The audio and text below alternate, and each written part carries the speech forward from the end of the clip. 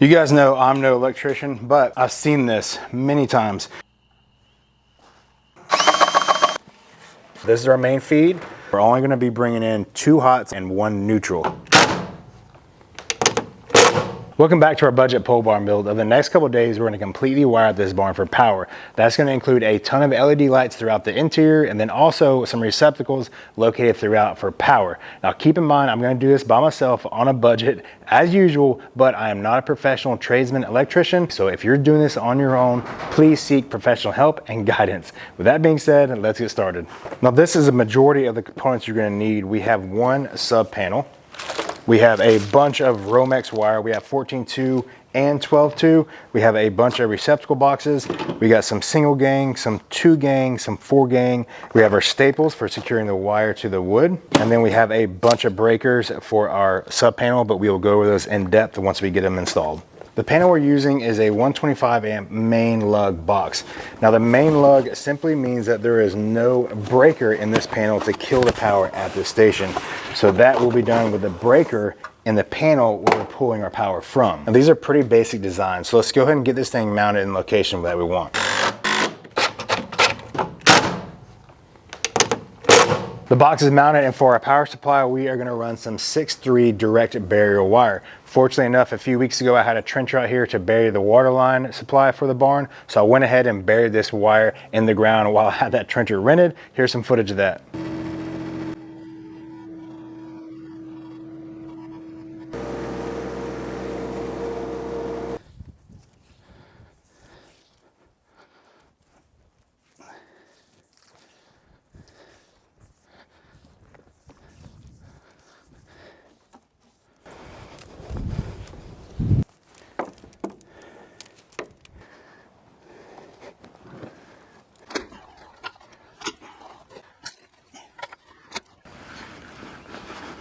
This stuff's pretty easy to bury and work with. We have 2 black wires and 1 neutral, and the neutral wire is indicated by a yellow stripe all the way down the casing on it. Now let's get this tied into the new box. All these circle holes right here are called knockouts. You can knock those out and run your wires in or feed your box however you want. Just remember, you always have to use an isolator for your knockout.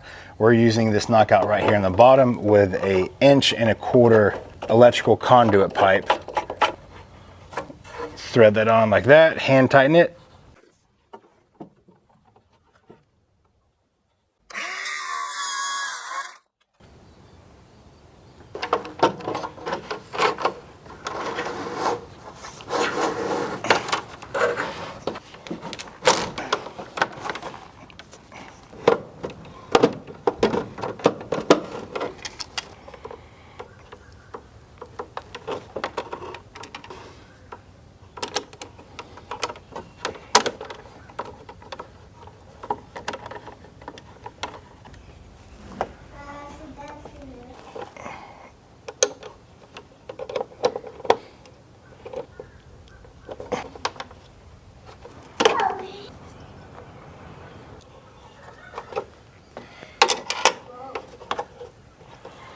So our power supply is now ran. Now it's time to mount all our receptacle boxes. So we'll put some thought into this and figure out exactly where we want everything laid out. And then once these boxes are hung, then we'll just start pulling our wire.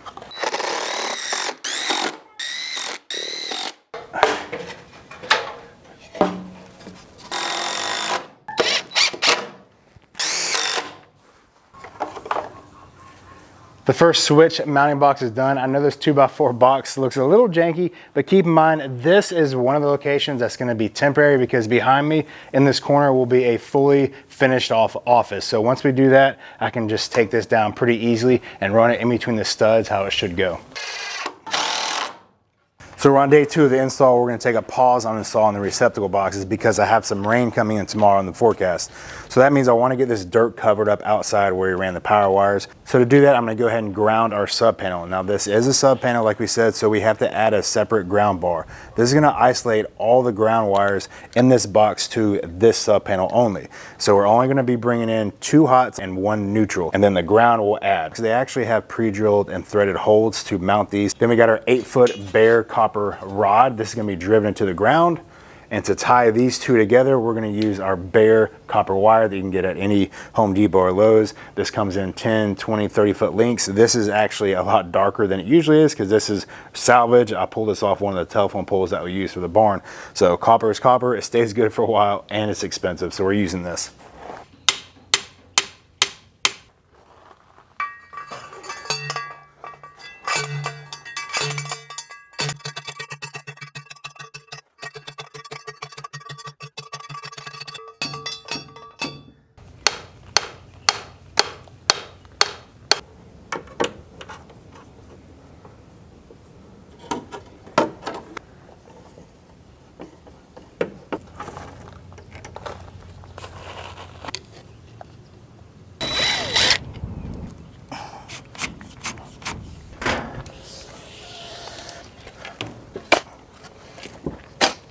Now the barn feeder wires are ran, we're gonna pull this panel cover off in our shop and tie them in.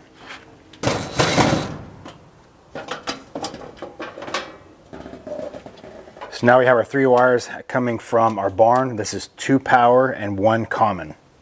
Now we're gonna add in a 30 amp breaker to supply it. 2 powers in right here, it doesn't matter which side they go on. And then we're gonna tie in our common, which is the white striped wire, to our common rail right here that's holding all the white wires. So our common's gonna be first. And we're gonna tie this in right here at the bottom of this bus bar.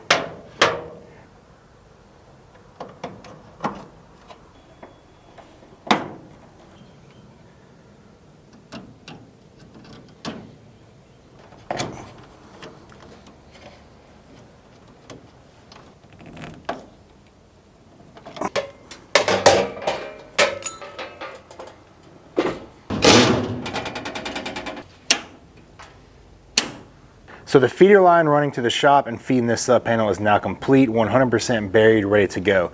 Now we're gonna start laying out our circuits and finish laying out our receptacle boxes. To make it easier for me, since I'm not a professional electrician, I like to lay out one circuit at a time. So I'll pick out the circuit I wanna run. So I know this one, the first one I'm gonna do is gonna be a 20 amp. So I'm gonna go ahead and pop this 20 amp in the breaker, and this power is still off at the shop. So now what we're going to do is bust a hole in the top. The same thing as earlier, knock out these punch circles. We're going to run these clamp connectors on all of our exits for our Romex.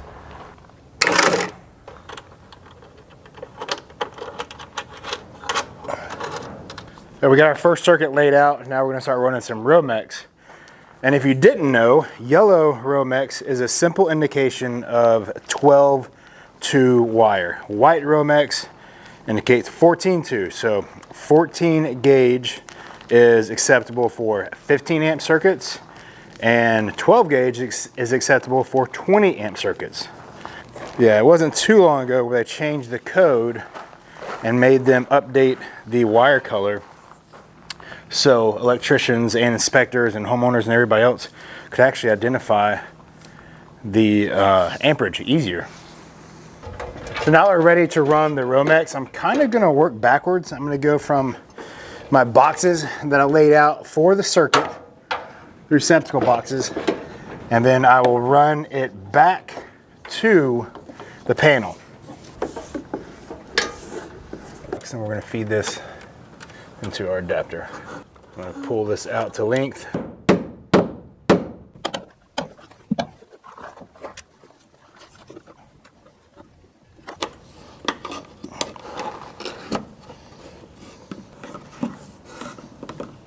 I'm gonna flip you around and show you this first junction box and show you how easy it is and kind of give you a quick explanation of how I'm gonna run all these light circuits. So this is our main feed. So what we're gonna do is tie our receptacles. We're gonna make those hot because for now, just like pretend like those are its own circuit, right? So we already have our grounds connected right here. All 4 grounds go together. That's the easy part. So we're gonna connect our common and our power to feed our receptacles. So the next thing we got is our overhead receptacle. We're gonna tie in this common as well, but we have this one wire going down to our switch. So what we wanna do is turn this into a double hot feed. So we're gonna tie in our white wire, and I will tape this with black electrical tape so you can tell it's hot. we're gonna tie in our white wire to the main power coming in from the circuit breaker. And then that's gonna make this wire hot once we flip our switch. So this will be the new hot wire that goes to the power receptacle right there.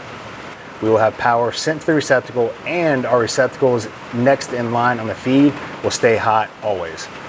So we're keeping this super basic, and as you can see, I have those two other receptacles below me. There's one there and one there on the wall, and then overhead right behind my head you can see that a 12-2 wire Romex right there running to our receptacle. So I'm going to install those 3 receptacles, install this switch, and then we'll actually be able to hang a light and get some light in here.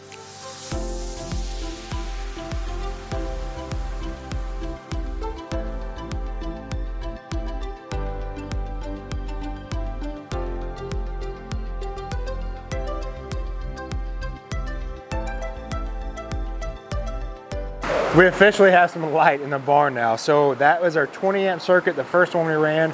That one's complete. That's for the front corner of the barn. Now we're gonna throw in 2 15 amp circuits, and one of these are gonna power each side. We're gonna take the wire straight to a junction box up top, and then we're gonna put a switch on it as well, run it down for some lights for each side of the barn, and then we'll also drop a couple whips down for receptacles. And of course, we got some crazy rain today, so I'm gonna kill this power on the box. Hopefully you guys can hear some of this still, and we're gonna get to work and just run these 2 15 amp circuits.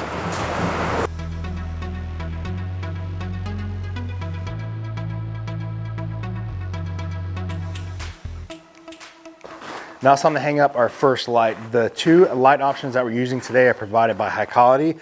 They provided these Elite 150 watt high bay LED lights. These are the circle ones, the same ones that I use in my shop. They're pretty common nowadays, but they do provide some awesome light for just the minimum amount of units you actually have to hang up. The second option that they sent us over is the ones I'm most excited about. They are a 8-foot kind of standard stick LED light, but the cool thing about these is they're fully adjustable wattage and the light color. So the wattage can be adjusted from 90, 75, all the way down to 60 watts, and the light color can be adjusted by a single switch on the actual unit from 3000K all the way up to 5000K. So let's start with these sticks and get one of these 8-footers hung up.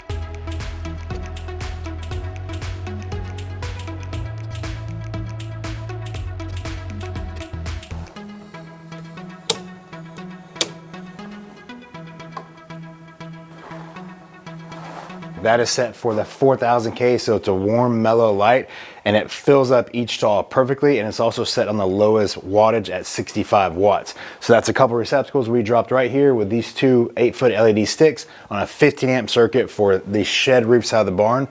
We're gonna go on the other side, the other shed roof, and do the exact same setup. So we're gonna add another 15 amp breaker on the panel. And I know most professionals run all these lines, they're Romex, and they have it hanging out with your whites and your blacks and your grounds, and you run your grounds first. Preferably that would be the best way to do it, because you know your grounds are laid in the back of the box, and then you run your commons, and then you run your powers, and you tie them all in. But when you're not a professional and you've done this just a few times, for me personally, it's way easier to just focus on one circuit at a time. So I'll go ahead and throw in my 1 breaker or my 1 fuse, and then I will run that whole circuit. And once that whole circuit's completely done, then I'll add my another one. That's just how I do it. It's easier for me. So that's the 15 we just added. Now we're gonna throw in our Romex and keep on going.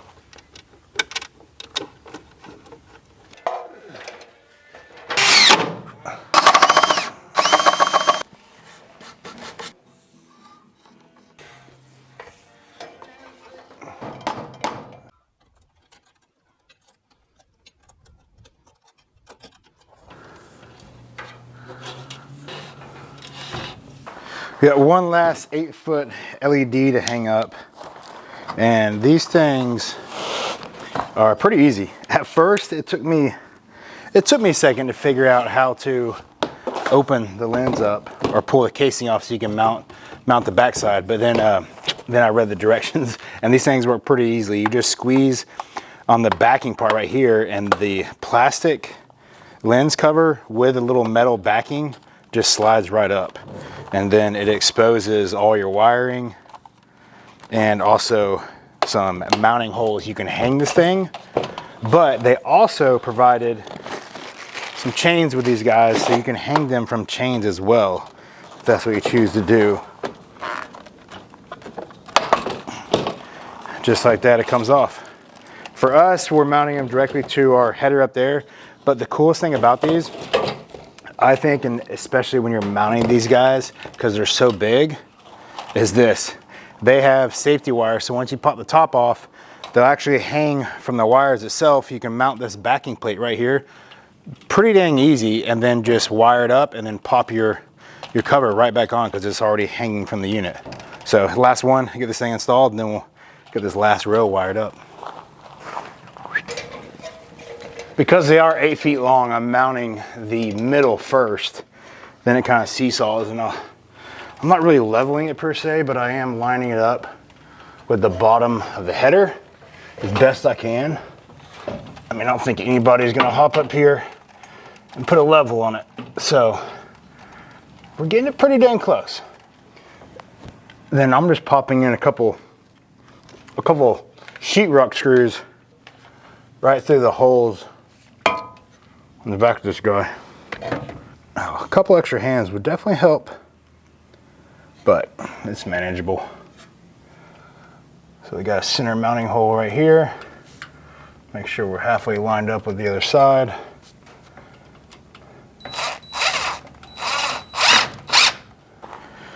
You guys know I'm no electrician, but I've seen this many times. When you're entering your Romex into the housing on the light, make sure you add your connector knockout guards. I don't know if these things are called guards. They're called knockout connectors is what you buy them, and you can get the plastic ones or the metal ones. Your Romex goes right through the hole, and then these you can actually tighten down. The plastic ones is kind of like a Chinese finger trap. When you slide it in, it'll isolate it from shorting out or grounding, but you can't pull it back out. So these are a little bit easier because you can adjust and push and pull your Romex wire once you get it pinned off or hooked up inside. You can make it kind of look nice and nail it in. So we're gonna pop this on the end and then tie in our wire.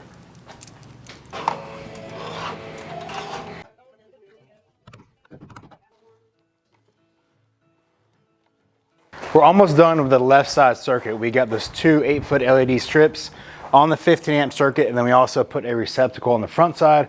And now we're gonna tie in the last receptacle. This one's gonna go on the back side of the barn.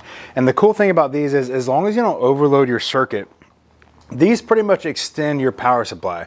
So if I want to tie in a second or a third additional receptacles towards the back of the barn, I don't have to take this circuit all the way back to the power box. I can just simply tie in on the last receptacle in the chain instead of starting a whole new run.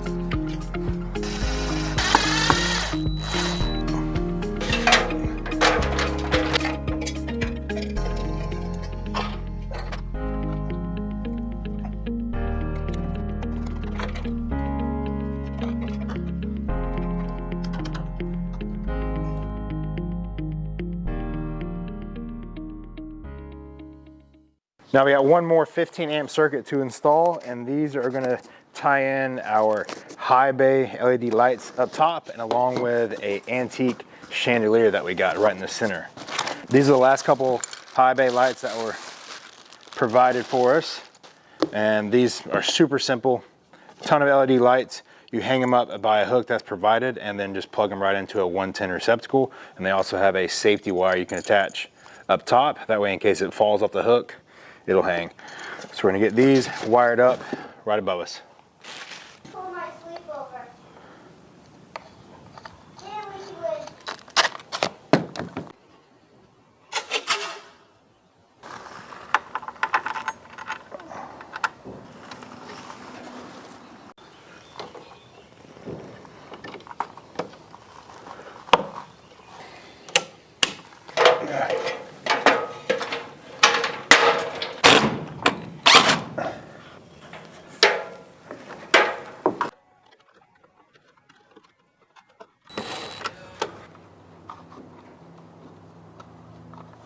We got the circuit tied in. Now we're gonna get up top and mount our LED lights, because these are plug-in with a 110 outlet. So they have a little whip. It's maybe like 4 feet. So I'm gonna get up there, hang this first, and then that'll let me know a good spot to put the receptacle. Ooh.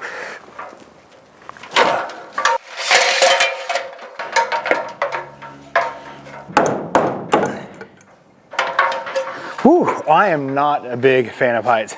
As I get older, for some reason, being 10 plus feet up, I just don't like it anymore. It's kind of crazy. I don't know if you guys are the same. I don't know if it's an age thing or what, but I do not remember being like that when I was in my teens or in my 20s, you know.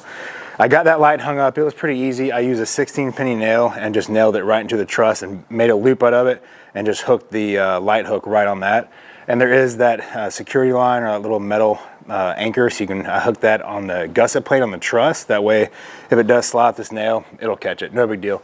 Got my receptacle plug in over there about 4 feet off the center of the truss, so we're gonna go hang those boxes and then run that Romex. I hung that first light on the first truss when you went in the front of the barn. So this rear second light, I'm gonna hang pretty much the same spot. Got the last one going up.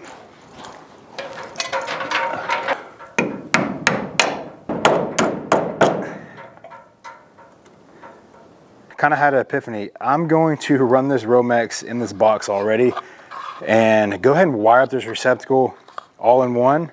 That way I can just get up there and nail the whole thing on once and be done, because this is like 16 feet up. Like I said, not too comfortable on the old ladder at heights.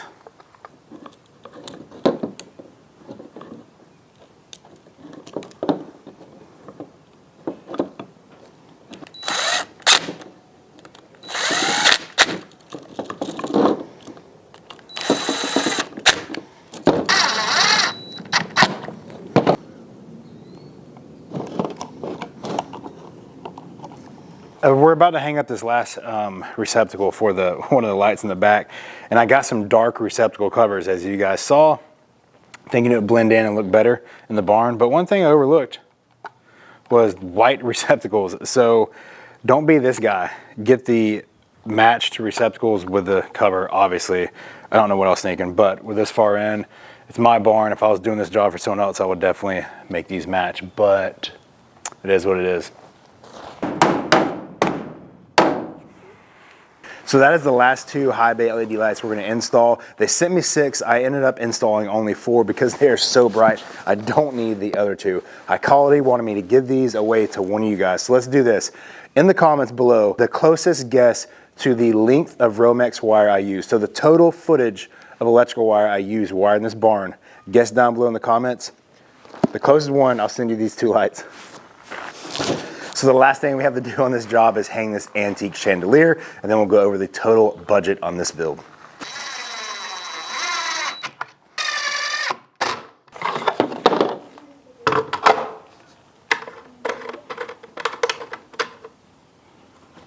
And since our wiring is going to be on this top side of the mount, we can go ahead and mount the cover for the electrical that normally comes with the chandeliers, and the chain will hang right here.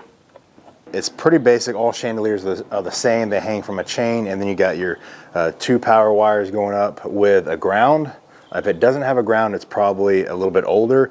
This was actually reworked because there is a ground wire added. So probably 20 so years ago, the wires are all redone and updated. So we're gonna get this hung up, get it wired in, and then we will be almost complete. Lift this thing up here to get the chain and get it hooked in. It feels a lot heavier this high off the ground.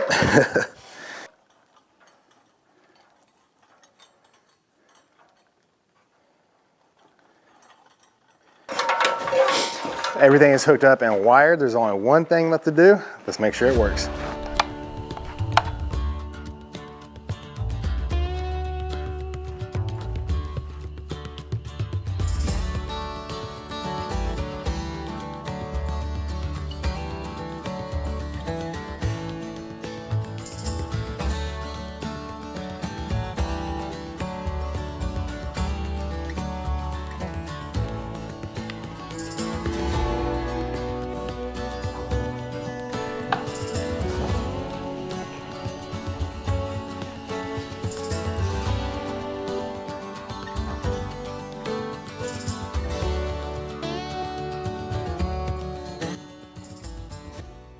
Now let's break down the total project cost, including all the lights and the products used. And luckily enough, we didn't have one issue with the electrical wiring or any of the lights. Now, speaking of lights, we did use several different light options in this barn. We have 4 8-foot LED strips. We have 4 high bay 150 watt LED lights. We have 150 feet of Edison lights around the perimeter up top, and then also the antique chandelier. Now the total cost for this project came in right around $860. Now that was about an even split between products and components and lights. So we have about $450 in the products, wiring and components and subpanel uses, etc. Those will be broken down and listed below in the description. And the lighting package was right around $450 as well. Now that was completely provided by Hykolity, so thank you very much to them for supplying the entire light package for this barn. And again, all the lights used by Hykolity for this project will be listed with a link in the description below. As usual, thank you guys for watching, and we will see you next week for another project.